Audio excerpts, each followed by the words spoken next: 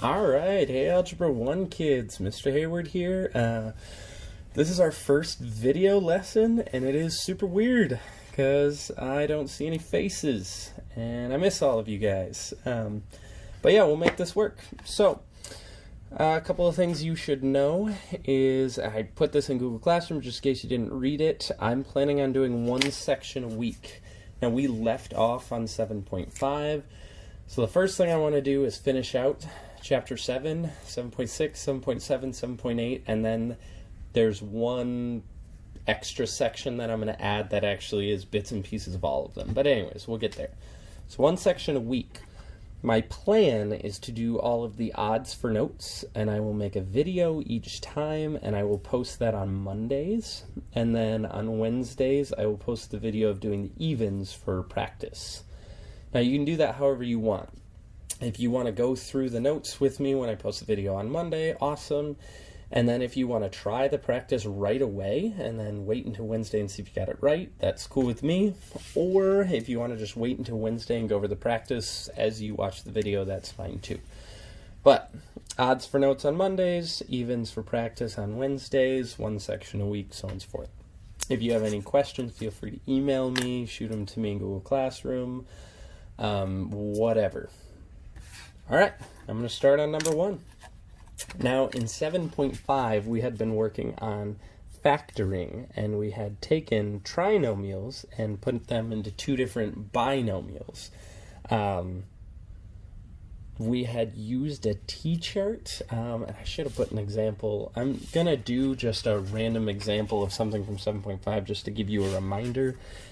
Something like x squared plus 10x plus 21, something like that. What we had done before is we had said, I'm going to make a T-chart. I specifically called it a product sum table. Hopefully this sounds familiar. And then the product, aka multiplication, comes from the last number, and then the sum, aka addition, comes from the middle number. And then you had to write out all of the factors of this, like 1 times 21, 3 times 7, I think that's it, actually. And then you had to see which pair adds to 10. So 1 plus 21 is 22, that's not what we want, but 3 plus 7 gives me 10, that is what we want. And then my answer was x plus 3, x plus 7, and I was done. If I were to take these two binomials, multiply them together, they would come back to x squared plus 10x plus 21. Now, the reason that 7.6 is different is because this. And you can even see that in the heading. It says 7.6 notes, factoring trinomials that have a leading coefficient greater than 1. Leading coefficient greater than 1. So I have a leading coefficient here that's a number other than 1. Okay, so now, this is slightly different. I still am going to make a T-chart. That T-chart is still going to have this middle number, whatever that middle number, under the addition sign. But under the multiplication sign, it's going to be slightly different. For this example, I would get negative 24. Take a couple seconds, see if you can figure how I got negative 24. You can pause it if you need to. But negative 24 comes from taking my first and my last numbers and multiplying them together. So 3 times negative 8. It's not just the last number anymore because I also have to take the leading coefficient into account. Now, for a hot second, I'm going to ignore the negative and I'm going to write out all the factors of 24. 1 times 24. 2 times 12, 3 times 8, 4 times 6. Now let's use a little logic here. If I want them to multiply to a negative, that means I need one negative and one positive. So in each pair, one of them has to be negative. Since the two numbers need to add to a positive 10, I need more positives than negatives, meaning the smaller of the two numbers should be negative. So like negative 1 plus 24 gives me 23. Not what I want. Negative 2 plus 12 gives me 10. That is what I want. Then I've got negative 3 and 8, negative 4 and 6. Again, not what I want. So this is what I was looking for right here. You don't have to write this out every single time if you're quick about it, but that's my suggestion. All right, so now here's what we're going to do. Negative 2 and 12. I'm going to rewrite my original polynomial, or quadratic, whatever. But instead of 10v, I'm going to put negative 2v plus 12v. Think about that for a second. Negative 2v plus 12v, if I were to squish those together, it gives me 10v still. So I've just ripped it apart. Now you'll see why here in a second. Now I'm going to do something that's called factoring by grouping, where I'm actually going to split this into two different pieces. For a second, I'm going to use a handy-dandy popsicle stick here to ignore the last two terms, and I'm going to look at the first two terms, and I'm going to pull out a GCF, greatest common factor. Greatest common factor between 3 and 2 is just a 1, so that's not helpful, but I can pull out a v from both terms. Hopefully you remember pulling out a GCF, okay? Now, here is my goal. My goal is okay, I'll tell you that in a sec, actually. Let's just do the same thing over here. GCF in between those two. Let's ignore this for a second, too. Well, between 12 and 8, it looks like I can pull out a 4. And can I pull out any V's? No, because this one doesn't have any V's. Now let's see what's left. 12v divided by 4 is 3v, and negative 8 divided by 4 is negative 2. If I move this here, I want you to notice something. Notice both of these has a 3v minus 2. That's going to happen every single time if you do this correctly. 3v minus 2. V plus 4, what's left, is my other binomial. My other binomial. Now what I was going to mention before is my goal is to have these two things, whatever's left in the parentheses, be the same. 3v minus 2. So my answer is v plus 4 times 3v minus 2, which I left these parentheses open, so if you wanted to write it here, you can. If I were to take these two things and multiply them back together, I would get 3v squared plus 10v minus 8. Slightly complicated, a little bit of a process, but you can do it. All right, so let's look at number 3, and we're going to do the exact same thing again. So I'm going to make a t-chart. Now, I want two things that add to the middle number. Don't be tricked. There's a middle number here. It is 1. At the same time, I want two things that are going to multiply to a negative 4. I got that by taking my first and last numbers, multiplying them together. If you want to Google this, this is called the AC method. That has absolutely nothing to do with air conditioning, all right? AC, because this is standard form, ax squared plus bx plus c, and you get this number by taking a and c and multiplying them together. So if you want to Google this for more videos to help you out, AC method. Anyways, so 1 times 4 or 2 times 2, but I need one of them to be negative. So I can have negative 1 times 4, negative 2 times 2, or I could even have positive 1 times the negative 4. Those are all the ways that you would get negative 4 by multiplying. Let's see which one adds up to 1. Negative 1 and 4 add to 3, not what I want. Negative 2 and 2 add to 0, not what I want. 1 and negative 4 add to negative 3. Well, poop. Did we do something wrong? No, we did not. This is actually an example of something that is not factorable. So, if you're trying your t-chart and you cannot find anything that fits the t-chart, sometimes that means it's not factorable. Alright, let's keep going. Let's look at something that guaranteed is factorable now. Less frustrating. Okay, same thing as before.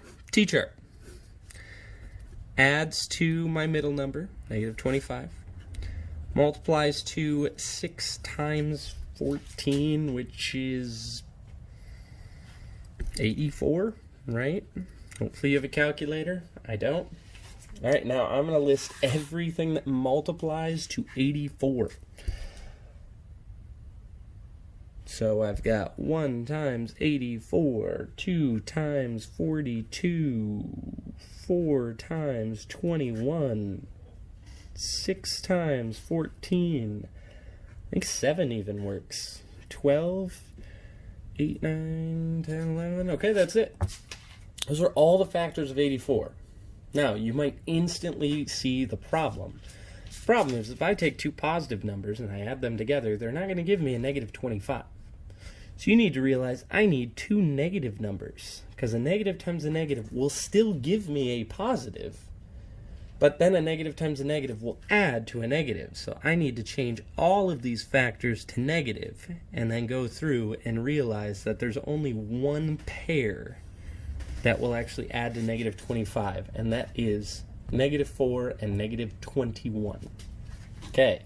So now that I have those two things, I'm going to rewrite 6x squared, but I'm going to rewrite the polynomial, and instead of writing negative 25x, I'm going to write negative 4x minus 21x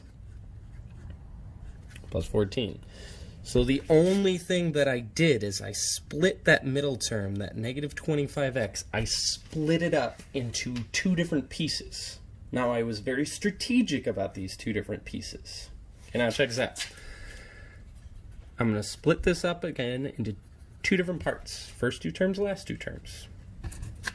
Let's ignore the first or the last two terms and just look at the first two. I'm going to pull out a GCF. It looks like between 6 and 4 I can pull out a 2, and they both have at least one x, so I can pull out an x. Now, if I am going to take 2x out of both of these, 6x squared divided by 2x is 3x. And then negative 4x divided by 2x is minus 2, right? All right, now, my goal over here is to pull something else out that leaves me with 3x minus 2. This can be super helpful. So what do I have to take away from negative 21x to make it a 3x?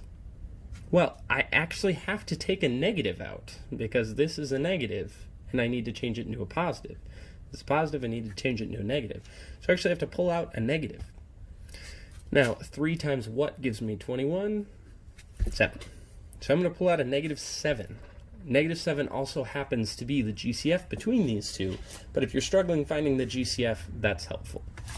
So now 3x minus 2 is 1, and then whatever's left over, I'm not drawing a number, I'm just underlining these like a weirdo. 2x minus 7 is the other part. If I were to take 3x minus 2 and 2x minus 7, and I were to multiply those two things together, I would come out with 6x squared minus 25x plus 14. That's it. It's factored. All right, let's look on the back.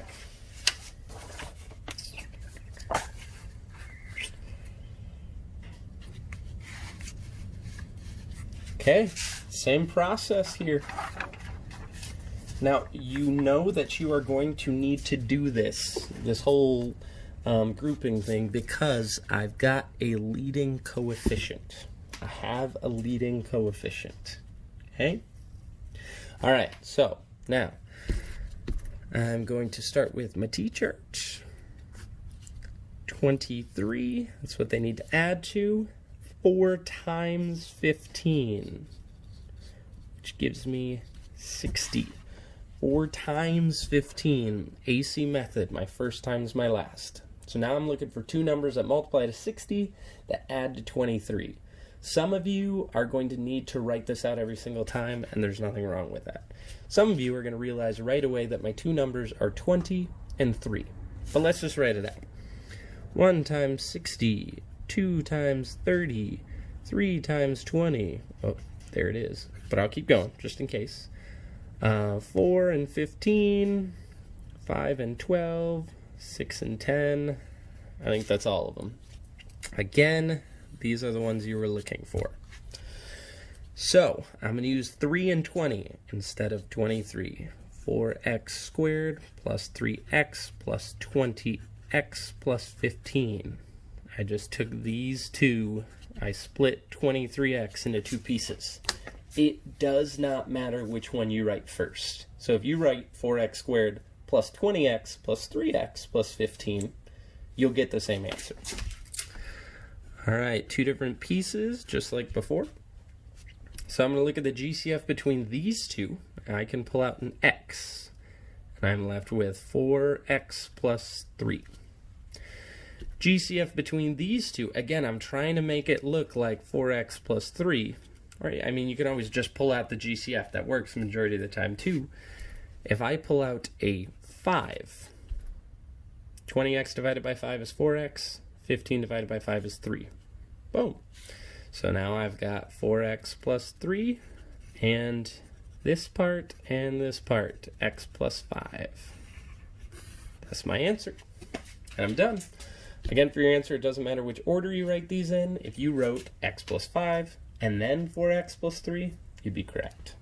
If you multiplied these two together, you'd get back to where you started. All right, now 9 and 10 are slightly different. Now, we haven't been looking for a GCF, but you really should do that first. None of the others had a GCF originally in the beginning. Like this one, 4x squared plus 23x plus 15. I cannot pull a common factor out of all three of those terms. So, you could go through the process without pulling out a GCF. You could go through this whole process, and you would get it wrong in the end. So, always be looking for a GCF first. It also makes things easier. Between 14x squared, 32x, and 8, I can actually pull out a 2. That's the biggest thing I can pull out. Now, I'm going to divide each of these terms by 2. Divide by 2, divide by 2, divide by 2, and I'm left with 7x squared plus 16x plus 4. All right, now here's what I'm going to do. I'm going to ignore the GCF. I'm going to ignore the 2 for a second. Here, I'll put my little popsicle stick over it. And then I'm going to do the same process. I'm going to make a T-chart, but I'm just looking at what's on the inside. So adds to 16, multiplies to 28. 28 coming from 7 multiplied by 4. The first and the last. All right?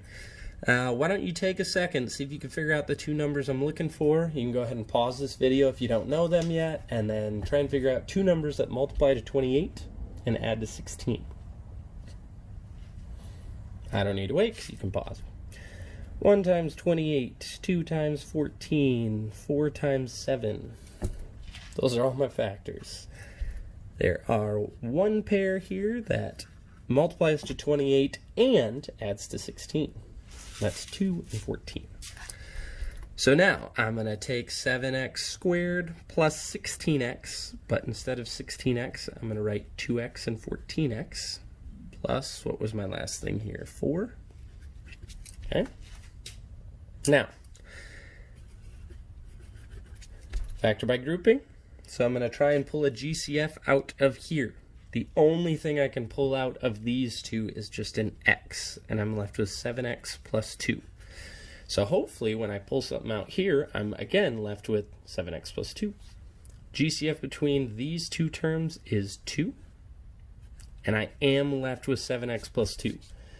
14x divided by 2 is 7x. 4 divided by 2 is 2.